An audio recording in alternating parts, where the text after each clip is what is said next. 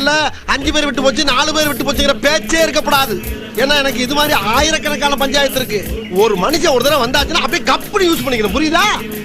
பாரதேசி பண்ணாட உள்ள வந்து சொன்னது செய்யல. டேய் ஏன்டா கொந்தளிக்கிற? எங்கேயும் தனிப்பட்டு செயல்படாதுன்னு சொல்லிக்கிறா. ஒருத்தனுக்காக மட்டும் நான் இங்க வரல, 50 பேருக்கு சேர்த்து தான் வந்திருக்கேன். நீ தலைவர் மாதிரி கத்துற, கொஞ்சம் லேட் ஆயிடுச்சு. ஆளாளுக்கு நாட்டாம தள்ளு. அண்ணன் வரல, அண்ணன் வர்றாரு, தள்ளுங்கய்யா. சீக்கிரம் முடிச்சு விடுங்க.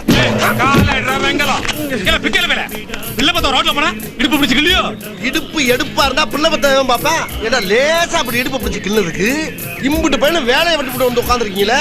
ஏண்டா நீங்க எல்லாம் விருந்தாளிக்கு போறீங்களா? அவசரப்படாது.